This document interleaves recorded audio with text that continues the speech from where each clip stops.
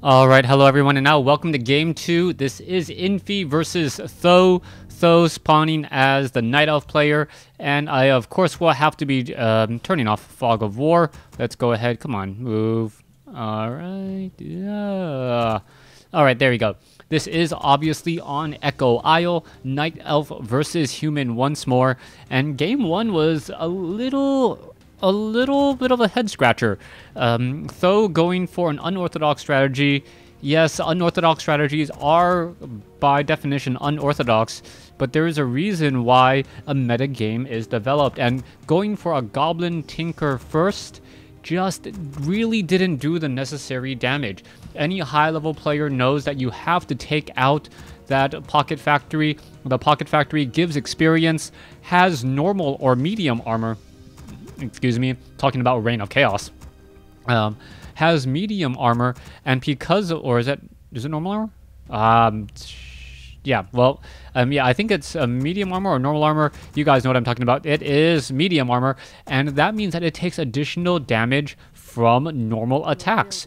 And with that, it is very easy for footmen to focus down. We can see that it is going to be, once again, a delayed Altar of Elders, so it will be a Tavern hero, and I am curious as to which hero will be used this time around. Meanwhile, it is going to be an Altar of Kings with a Mounting King, and we are not going to be seeing that Archmage. Now, Archmage is generally very, very necessary for casters, since all of those casters, the Sorceress and the Priest, generally go through their mana extremely fast. That Brilliance Aura does give really good balance to the rest of the human army, and anytime you go away from an Archmage strategy, you really got to get a lot more mileage out of your hero, and you also can't rely on that Archmage later on to really boost up your forces and your casters. So far, we are looking at an Ancient of War training up archers off over here. It looks as though a Wisp is hiding off over here as well. We have just hit the 2-minute 15-second mark. And with that, that means that we should be training up a Tavern hero in just a moment. Wait for it, as the Wisp is just running around this Tavern. Right now, it is going to be a Dark Ranger.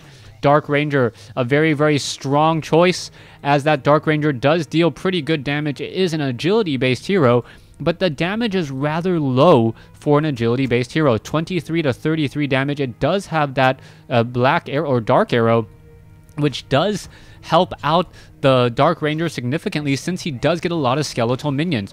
Alright, let's go ahead and see what's going to be going down here. You can see that the archers are already focusing down that Kobold Tunneler, and we should be seeing a skeletal minion pop up in just a second. Alright, let's go ahead and focus down that Kobold. There is now a Lesser Dark Minion, and as the Lesser Dark Minions spawn, it's going to be very, very easy for the just continued creeping. Alright, there goes another minion there. However, that was not hit by a dark arrow, so that was not gonna spawn a unit there. This is actually rather low in terms of spawning units so far. Only 2 skeletons. There's finally a third one as the Dark Ranger hits level 2. Mountain King, on the other hand, is already at level 2, has a Talisman of Evasion, but is currently sitting at half-life with only a Troll Shadow Priest to heal it. Still no Arcane Vault, as we see a Scout Tower now being placed down.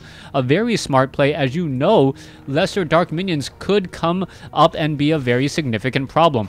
Alright, down over here, the Troll Trappers are coming into play. Dark Ranger now already coming in as well.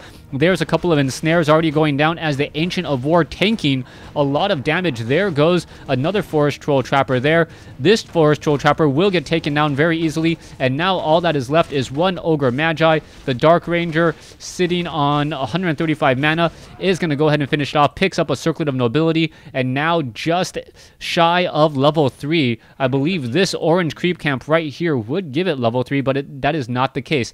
Skeletal Minions now making its way over here. You can see that the Arcane Tower is about 2/3 of the way done, as the Dark Ranger is trying to do a little bit more creeping. Gonna pick up a Tome of Intelligence. Not necessarily the best item, but is still gonna be good for that Dark Ranger, as this creep camp does give her level 3.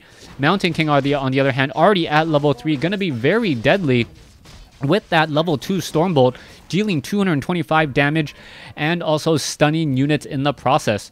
So far, we can see that the Dark Ranger now making its way over here, going to go after this Murloc creep camp. High number of creeps, low-level creeps, perfect for a Dark Ranger to try and creep out. And this may be a bit of a problem, as the Dark Ranger is already sitting at double circlets of nobility. Very, very strong for a Dark Ranger, since the Dark Ranger does benefit from all the stats similar to a Blade Master. More damage, more dark arrows, and those dark minions, now 15 to 17 damage, are as strong, if not stronger, than a Footman. Alright, just a little bit lesser on the hit point front, as the dark minions are now making their way around. Oh, there's an Arcane Tower, though, as the Arcane Tower is going to finish off or at least deal a little bit of damage here, as now the Dark Ranger needs to figure out how she is going to follow this up.